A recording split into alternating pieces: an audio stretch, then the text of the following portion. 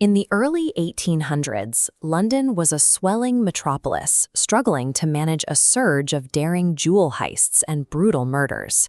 To maintain order, Sir Robert Peel founded the Metropolitan Police in 1829, deploying ordinary constables with nothing more than nightsticks and lanterns. But patrolling the streets was different from solving crimes. Early criminal investigations were chaotic.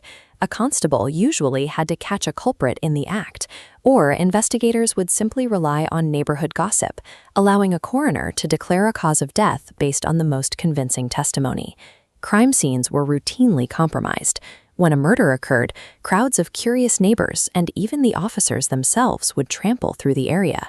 They wiped away bloody footprints and passed around weapons like morbid souvenirs, destroying the very evidence needed for a conviction. This lack of physical proof emboldened criminals, particularly those using arsenic. Because it was cheap and tasteless, this inheritance powder allowed murderers to deliver a fatal dose right at the dinner table, knowing the poison left no visible traces for a coroner to find. The justice system was effectively paralyzed. Without an objective way to link a suspect to a crime, guilt was decided by the shifting and often unreliable accounts of human witnesses. In 1842, Scotland Yard created a small branch of 8 plainclothes detectives to address these failings. The public initially despised them. Newspapers called them slinkers in the shadows, fearing they would blur the line between lawmen and criminals. These detectives realized that to secure convictions, they needed to look past human testimony and find evidence in the physical world, beginning with the victim's body. Doctors began to treat a corpse as a record of evidence. A major breakthrough arrived in 1836 when chemist James Marsh developed a process to detect invisible traces of arsenic within human tissue. This specialized equipment allowed investigators to extract physical proof from biological matter. For the first time, a body could scientifically testify against its killer, marking the beginning of the modern forensic autopsy. Beyond the body, investigators realized the environment itself held clues.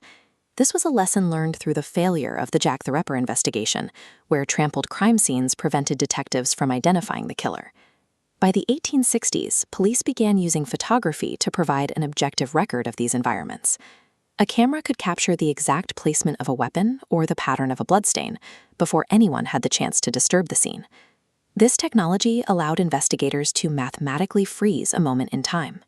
They could study the details of a room in a quiet laboratory months later, removing the need to rely on a witness's fading memory.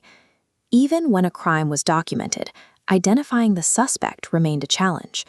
Clever Victorian criminals could easily evade the law by changing their clothes, growing facial hair, or adopting an alias to disappear into the London fog. To track repeat offenders, police compiled databases of mugshots. These stark photographs provided an objective visual record. But because faces can be altered, Alphonse Bertillon realized a criminal's underlying bone structure remained the same. This led to a rigorous process of anthropometry. Officers used metal calipers to record specific dimensions, like the width of the skull, creating an unchangeable mathematical profile.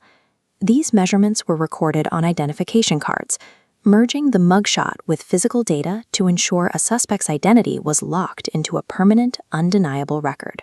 The final breakthrough in identification came from mapping the unique loops and arches of human fingertips. Sir Francis Galton and Edward Henry developed a systematic filing method that allowed Scotland Yard to search these prints for matches. In 1902, this system secured its first major success when a burglar named Harry Jackson was convicted because he left a single fingerprint on a freshly painted windowsill. The conviction relied on physical ridge patterns rather than a witness's eyes. The justice system had shifted the burden of proof from human accounts to the indisputable data found in the physical world. In a single century, policing had moved from watchmen carrying wooden rattles to an organized force utilizing biometric databases and forensic chemistry. This technological surge turned the detective into a cultural hero. Arthur Conan Doyle's Sherlock Holmes became the face of this new era, employing magnifying glasses and chemical tests in a way that mirrored the ambitions of Scotland Yard. But this reliance on data had a darker side. It demonstrated that scientific methods are only as objective as the investigators who apply them. Cesare Lombroso pushed these methods into the flawed territory of criminal profiling, claiming he could identify a born criminal through physical traits. This led to the pseudoscience of phrenology, which judged morality by the shape of a person's skull. Rather than solving crimes, these theories often serve to reinforce the class and racial prejudices of the Victorian elite. Despite these biased tangents, the era's success with chemistry and observation established a new standard for truth in the courtroom. By proving that intellect and data could resolve enigmas that once stumped the law, Victorian Scotland Yard laid the blueprint for the modern criminal justice framework we rely on today.